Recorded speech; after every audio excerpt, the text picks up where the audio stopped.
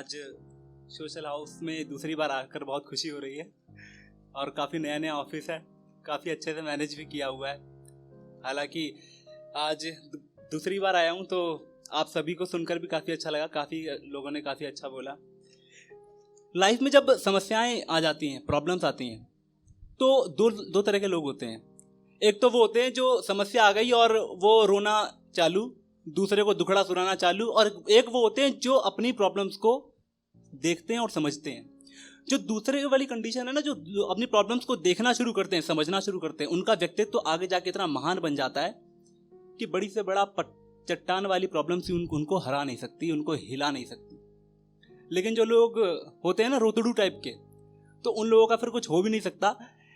अपनी समस्याओं से लड़ने का एक एटीट्यूड होता है। जिंदगी में सुख और दुख ये दोनों चीजें हैं। सुख और दुख को एक मिला दो, जिंदगी बन गई।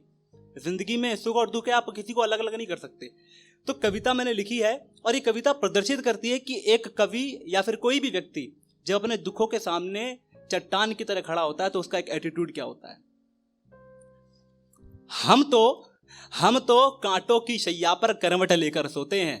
हम तो कांटों की शैया पर करवट लेकर सोते हैं, जीवन के हर कटुक घूंट को एक सांस में पीते हैं।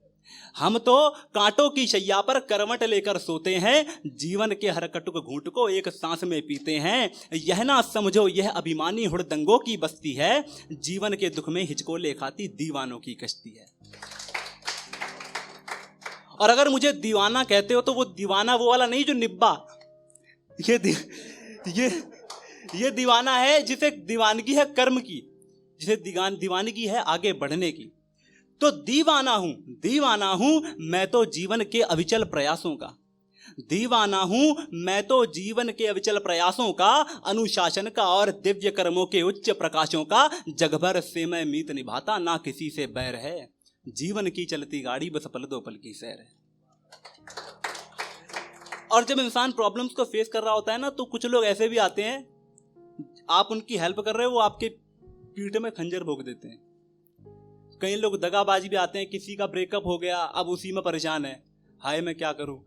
तो ये सब कंडीशन ऐसा होता है कि छोटी छोटी प्रॉब्लम्स को हम बहुत बड़ा बना देते हैं। तो अब तो मन की ज्वाला भी यूं शांत दिखाई देती है, अब तो मन की ज्वाला भी यूं शांत दिखाई देती है, जीवन की अभिलाषा ना जीवंत दिखाई देती है। अब तो बैरी खड़े हैं अंतर मन की चिता जलाने को, जीवन के अमृत रस में यूं विष का घोल मिलाने को। पांव तपिश से झुलस रहे आंखों के सागर सूख गए, पांव तपिश से झुलस रहे आंखों के सागर सूख गए, जीवन के इस दुख भंजन में प्रीति का तराना भूल गए। यह ना जानो जीवन में किस पल चैन सवेरा है, भोर मधुर फिर कटुक चांदनी जीवन रैन बसेरा है। भोर मधुर फिर कटुक चांदनी जीवन रैन बसेरा है।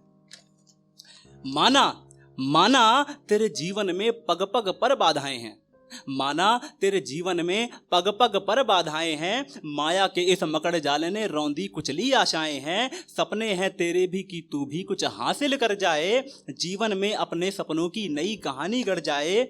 मिल जाएगा तुझको जो हासिल तू करना चाहता है, अपने सपनों के सागर से मोती जो चुगना चाहता है। संघर्ष को तौल कर्मों से तू निज मन विलाप नहीं करते हैं, संघर्ष को तौल तू कर्मों से निज मन विलाप नहीं करते हैं, जीवन में अपने सपनों की नई कहानी गढ़ते हैं, जीवन में अपने सपनों की नई कहानी गढ़ते हैं। हारा थका मुसाफिर हो, मैं एक ऐसे व्यक्तित्व की बात कर रहा हूं जिसको आगे बढ़ने की दीवानगी है, वो रुकेगा नहीं, उसको कोई रोक नहीं सकता। हारा थका मुसाफिर हो, कदमों में भले तेरे तान ना हो, हारा थका मुसाफिर हो, कदमों में भले तेरे तान ना हो। लक्ष्य साध कर घिसट रहा हो, क्षण भर भी आराम ना हो। हारा थका मुसाफिर हो, कदमों में भले तेरे तान ना हो, लक्ष्य साध कर घिसट रहा हो, क्षण भर भी आराम ना हो। ऐसा मानव पुरुषार्थ के बल पर, ऐसा मानव पुरुषार्थ के बल पर सब कुछ हासिल कर सकता है, पसीने की स्याही से वह जीवन का अर्थ बदलता है। कर्म ही तेरा परिचय हो, कर्म ही तेरा परिचय हो, कर्म ही हो तेरी पहचान, जीवन का आधार यही हो यह जीवन का उच्च सार। जो राही अग्निपथ पर कर्मों का राग बजाता है, जो राही अग्निपथ पर कर्मों का राग बजाता है, अपने पुनीत पुरुषार्थ से वह जीवन सार्थक कर जाता है। लेकिन जो अपने जीवन को यूं ही व्यर्थ गंवाता है, पुनरुक्त शून्य निष्काम युक्त जीवन का सार बनाता है।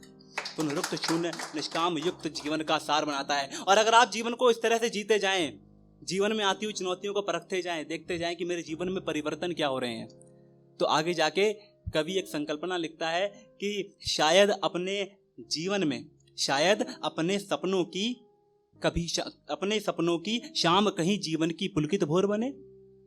शायद अपने सपनों की शाम कभी जीवन की पुलकित भोर बने, जीवन की अभिलाषा की आनंदित बंदित भोर चले। भरी पड़ी हो आशाएं, भरी पड़ी हो आशाएं, जीवन का जीवंत राग हो, निकल पड़े हो पांव बावले, रुके तो मंजिल साथ हो। निकल पड़े हो पांव बावले, रुके तो मंजिल साथ। बहुत बहुत धन्यवाद।